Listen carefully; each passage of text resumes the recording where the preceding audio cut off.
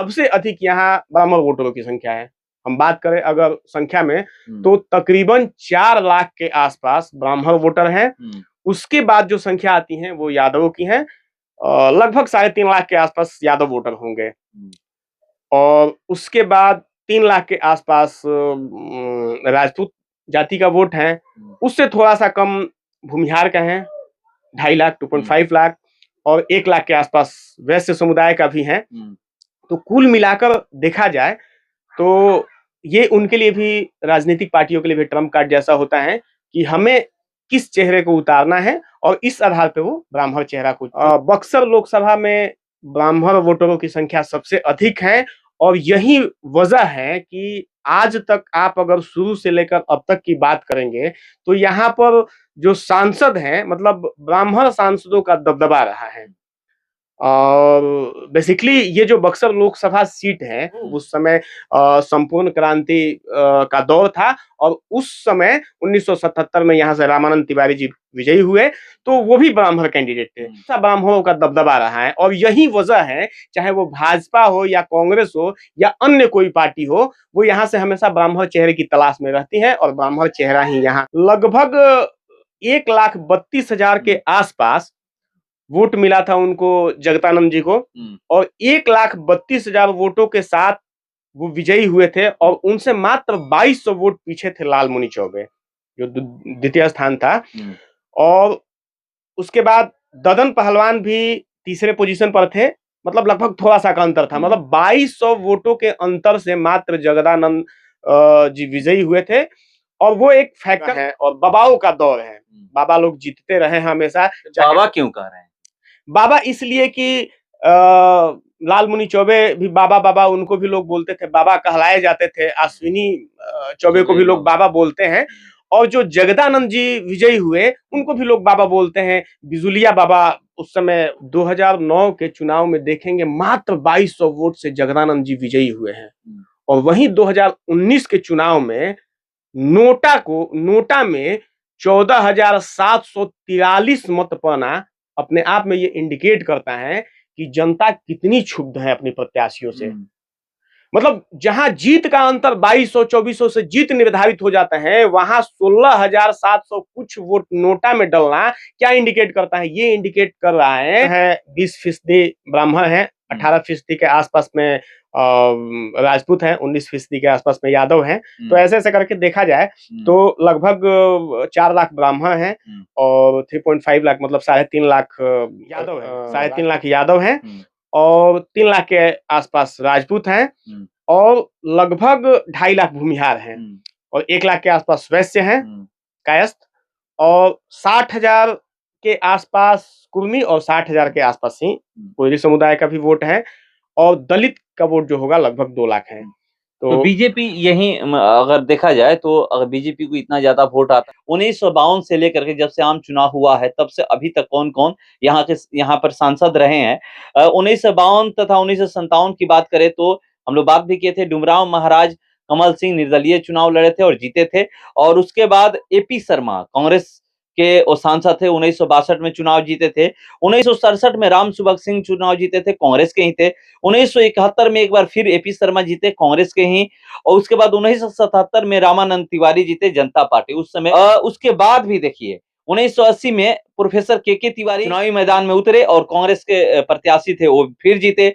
फिर उसके बाद 1984 में भी के तिवारी ही जीते कांग्रेस के। और उसके बाद 1989 में ये ट्रेंड बदल गया, तेज नारायण सिंह सीपीआई से जीते और 1991 में भी तेज नारायण सिंह ही सीपीआई से जीते।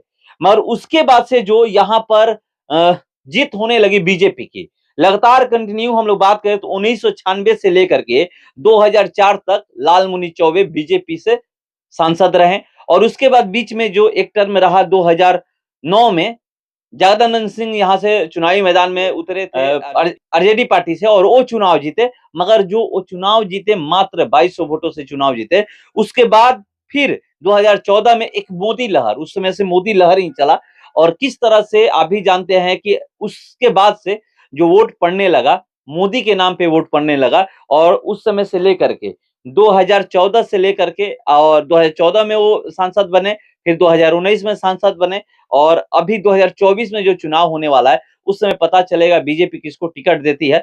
चर्चा उसी व्यक्ति की होती है सबसे ज्यादा जो सांसद रहता है, क्योंकि काम जनता उन्हीं से ढूंढती है। आज भी क्षेत्र में लोकसभा चुनाव की चर्चाएं अब होने लगी है। जहां भी जाइएगा आप यही सुनिएगा कि इंडिया अलायंस जीतेगा या फिर एनडीए। इस बार मुकाबला कड़ा होने वाला है, क्योंकि इंडिया अलायंस भी कमर कस चुका है। अभी मैं मौजूद हूं बक्सर लोकसभा में, और आज हम लोग बात करने वाले हैं बक्सर लोकसभा की, कि बक्सर लोकसभा में क्या हो सकता है। 2014 से अभी तक वर्तमान में सांसद यहां से अश्विनी चौबे हैं और केंद्रीय मंत्री भी हैं। चलिए इसी विषय पर हमारे साथ बात करने के लिए मौजूद हैं, स्वतंत्र पत्रकारिता करते हैं शैलेश ओझा जी। चलिए मैं सीधे इनसे जुड़ता हूं। 2024 की तैयारी में लोग लग चुके हैं, अपने अपने तरीके से। एनडीए गठबंधन भी लग चुका है और इंडिया अलायंस भी लग चुका है कि 2024 में कैसे हम लोग सत्ता हासिल करेंगे दोनों तरफ से। हम लोग आज बात करेंगे बक्सर लोकसभा की। बक्सर लोकसभा में इस बार क्या हो सकता है और क्या गणित है, कैसे 2014 से लगातार अश्विनी चौबे अभी तक जीतते आ रहे हैं। जी, सबसे पहले तो बहुत-बहुत धन्यवाद आपका कि आप ऐसे जन सरोकार के मुद्दे को उठाते रहे हैं। तो हम बात करते हैं बक्सर लोकसभा क्षेत्र की। तो ज़ाहिर-सी बात है 2014 से लगातार 2 बार माननीय अश्विनी कुमार चौबे जी यहाँ के सांसद रहे हैं और उनके जीतने में कई सारे फैक्टर्स रहे हैं। पिछली बार रिकॉर्ड वोटों से जीते हैं वो। हालाँकि ये अलग बात है कि वो अपने नाम पर कम मोदी फैक्टर की वजह से ज़्यादा जीते हैं। लेकिन लगभग 1.5 लाख वोटों के अंतर से वो जीते हैं, रिकॉर्ड मतों से जीते हैं।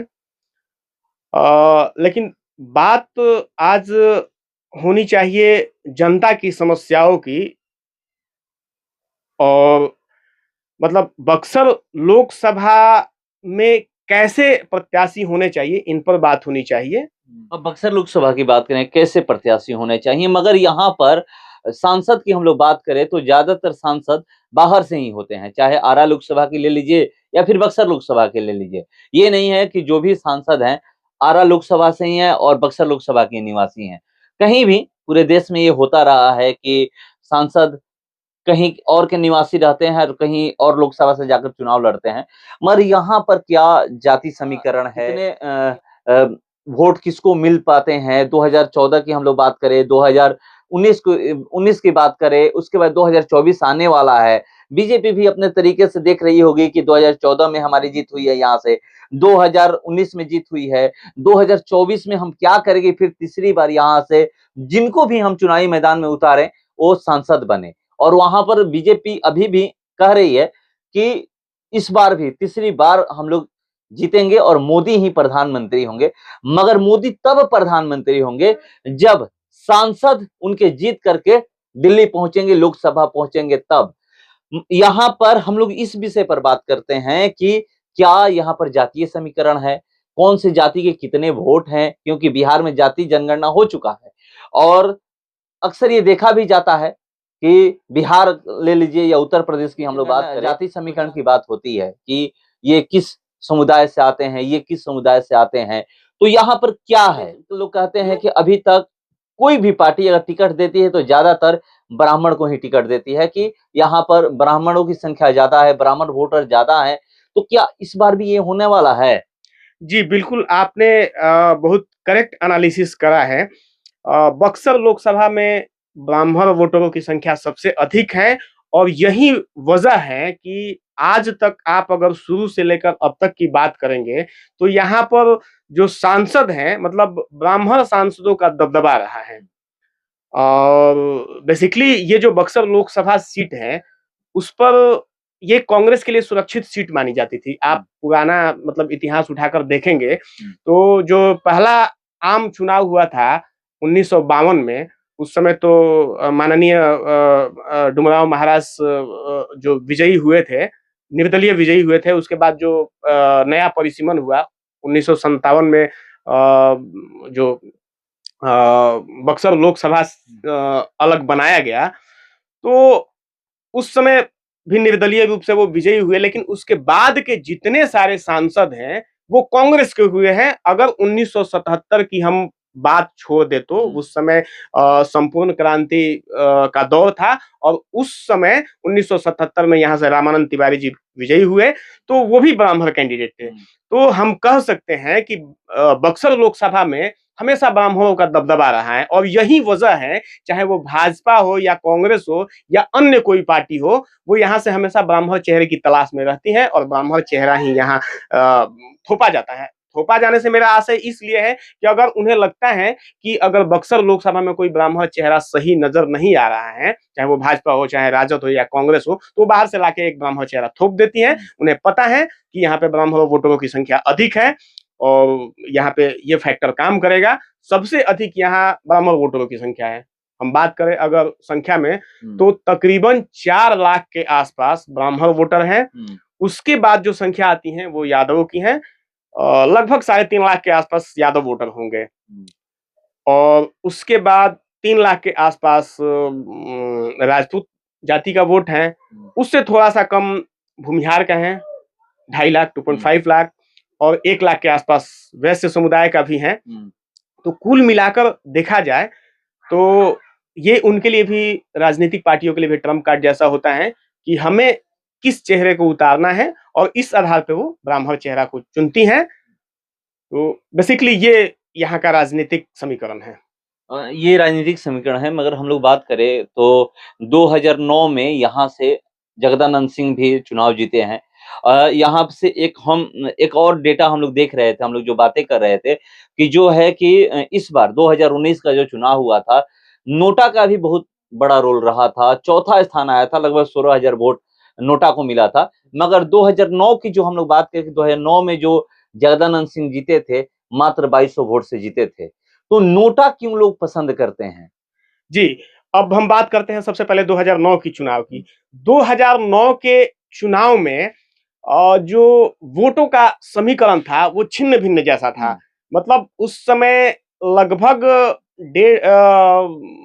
मतलब एकदम एग्जैक्ट डेटा तो मैं आपको नहीं बता सकता, लगभग 1,32,000 के आसपास वोट मिला था उनको, जगदानंद जी को, और 1,32,000 वोटों के साथ वो विजयी हुए थे और उनसे मात्र 2200 वोट पीछे थे लालमुनि चौबे, जो द्वितीय स्थान था।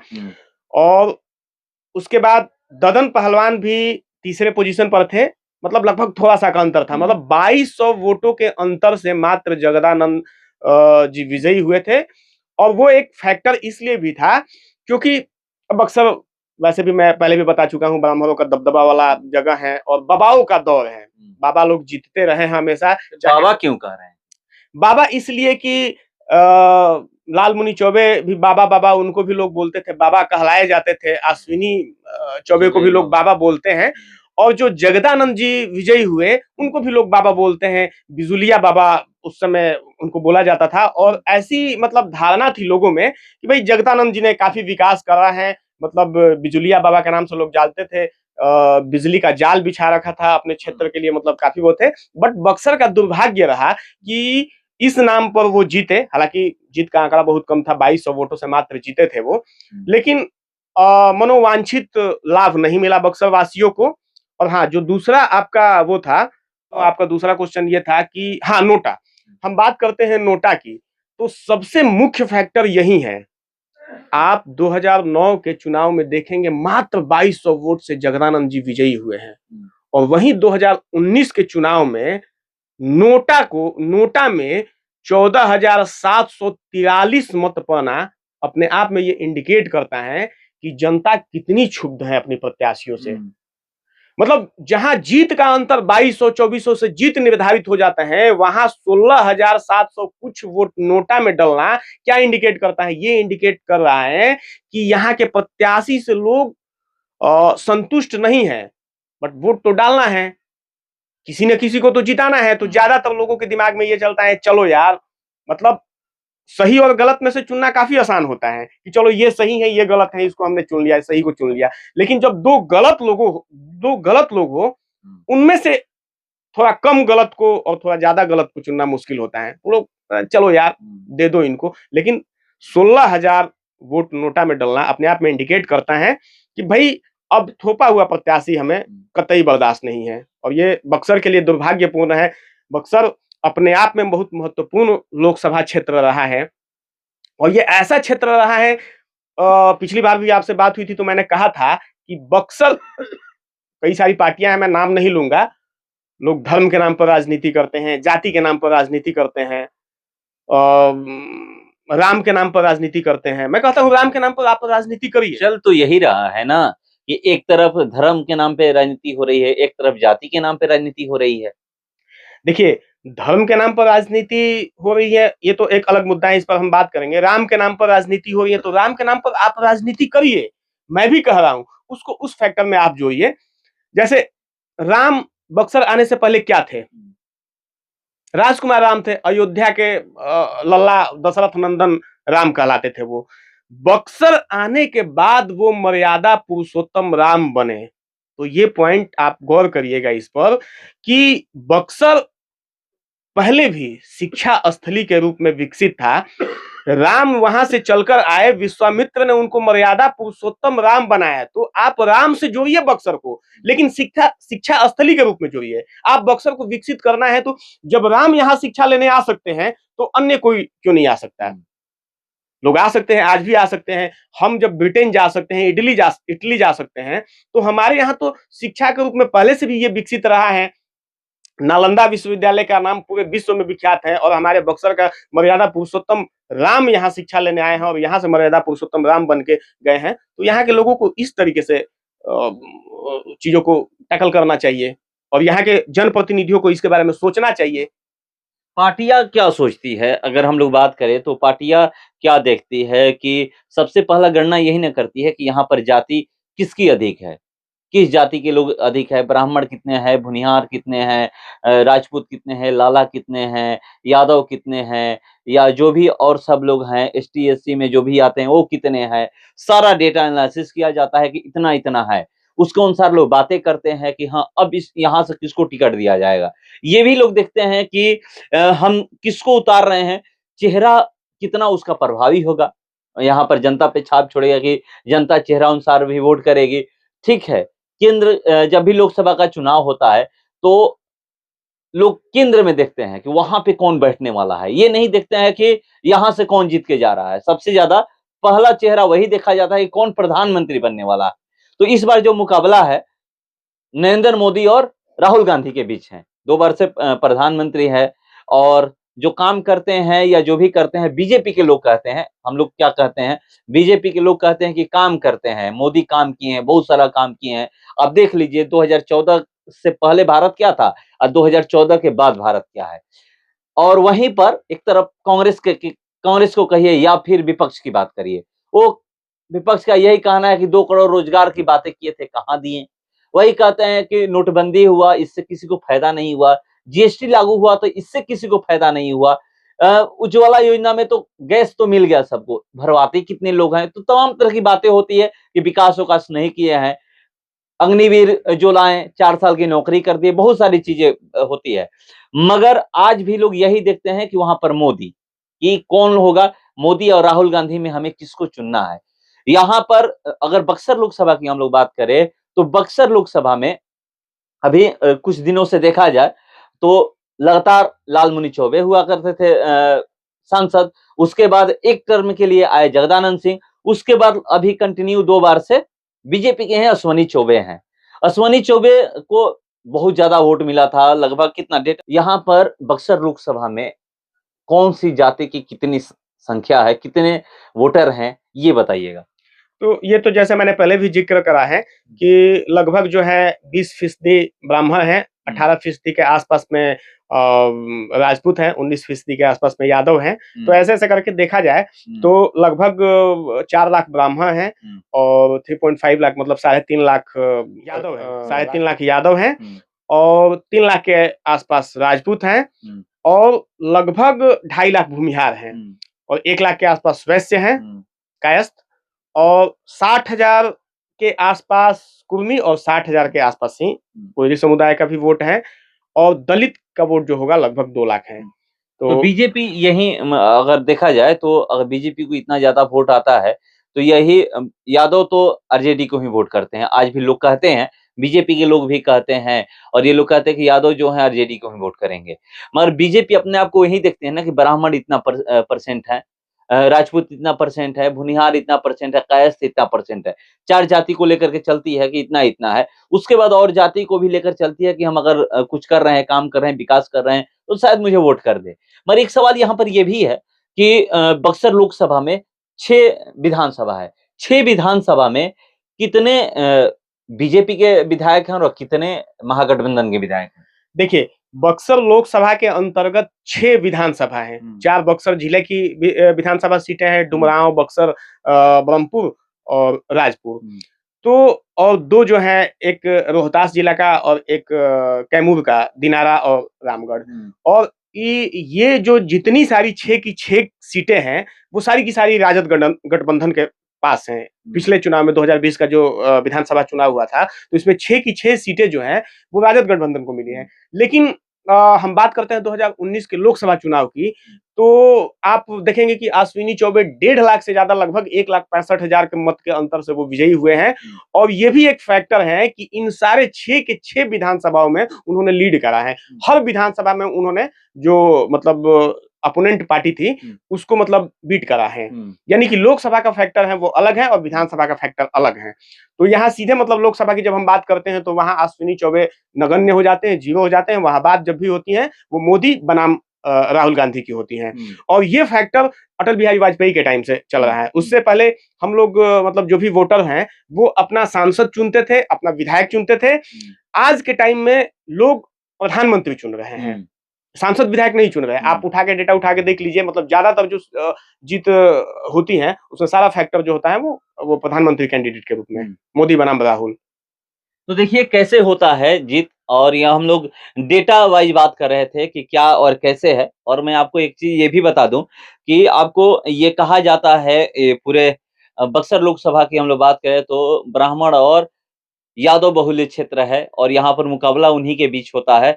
आरजेडी से यहाँ पर खड़ा हुए थे जगदानंद सिंह और बीजेपी से सोनी चौबे। सोनी चौबे भारी मतों से जीते थे, मगर उसके बावजूद भी अगर हम लोग बात करें 1952 से लेकर के जब से आम चुनाव हुआ है तब से अभी तक कौन-कौन यहाँ पर सांसद रहे हैं। 1952 तथा 1957 की बात करें तो हम लोग बात भी किए थे, डुमराव महाराज कमल सिंह निर्दलीय चुनाव लड़े थे और जीते थे। और उसके बाद एपी शर्मा कांग्रेस के वो सांसद थे, 1962 में चुनाव जीते थे। 1967 में राम सुभग सिंह चुनाव जीते थे, कांग्रेस के ही थे। 1971 में एक बार फिर एपी शर्मा जीते, कांग्रेस के ही। और उसके बाद 1977 में रामानंद तिवारी जीते, जनता पार्टी। उस समय देश में कुछ दूसरा माहौल था, नहीं तो उससे पहले ये कहा जाता था कि बक्सर लोकसभा कांग्रेस के लिए एक सुरक्षित सीट है, यहाँ से कांग्रेस जीतती ही है। जैसे अभी कहा जाता है कि अमेठी और रायबरेली कांग्रेस के लिए सुरक्षित सीट है, भले ही अमेठी में राहुल गांधी की हार हो गई हो, स्मृति ईरानी हरा दी, और मगर आज भी रायबरेली कांग्रेस के लिए सुरक्षित सीट है। वहां से चुनाव लड़ती हैं सोनिया गांधी और जीतती भी हैं। उसके बाद भी देखिए 1980 में प्रोफेसर के तिवारी चुनावी मैदान में उतरे और कांग्रेस के प्रत्याशी थे, वो फिर जीते। फिर उसके बाद 1984 में भी के तिवारी ही जीते कांग्रेस के। और उसके बाद 1989 में ये ट्रेंड बदल गया, तेज नारायण सिंह सीपीआई से जीते और 1991 में भी तेज नारायण सिंह ही सीपीआई से जीते। मगर उसके बाद से जो यहाँ पर जीत होने लगी बीजेपी की, लगातार कंटिन्यू हम लोग बात करें तो 1996 से लेकर के 2004 तक लालमुनि चौबे बीजेपी से सांसद रहे। और उसके बाद बीच में जो एक टर्म रहा 2009 में जगदानंद सिंह यहाँ से चुनावी मैदान में उतरे थे आरजेडी पार्टी से और वो चुनाव जीते, मगर जो वो चुनाव जीते मात्र 2200 वोटों से चुनाव जीते।